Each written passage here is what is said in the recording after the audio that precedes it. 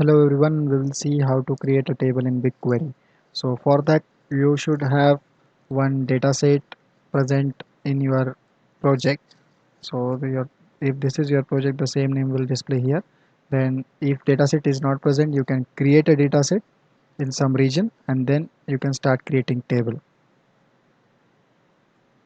So if you want to upload something which is already present, then choose the other options. Otherwise, if you want to create an empty table, use empty. If you want to search for a project name or type for a project name, then you can enter. Otherwise the project name should come by default. Dataset name is this because it was already present. Table name, you can give some sensible name if you want. You can, as per your requirement, also you can give like employee table, operations, sales. Fields are nothing but columns. You can start giving the names of columns. Data type, if it's a required field, you can say required. Then there can be a name field which can be nullable.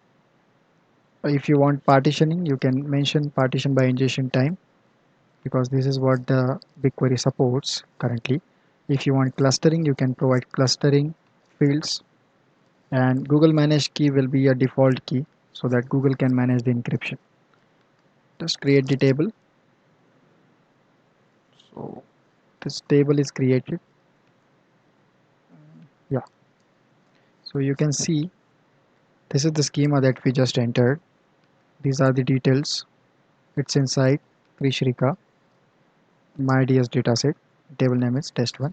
The created timestamp region because this dataset was in this region. So if I want to query this table, it will not have anything. It will show you 0 bytes will run. So it will estimate it. But unfortunately, we don't have any records. This query returns no results. So if I want to insert this table,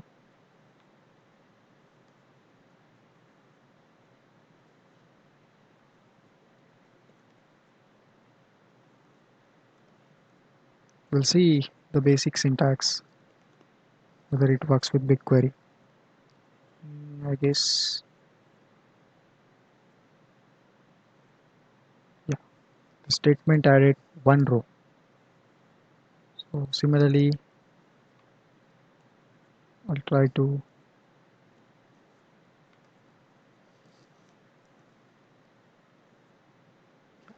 so it ran in 1.7 seconds. Now what I'll do is I'll try to fetch the results from this table. So we can see that this is how we create table in BigQuery. This is very good UI available. Otherwise you can fire a create table command as well. So thank you for watching this video. Let's data.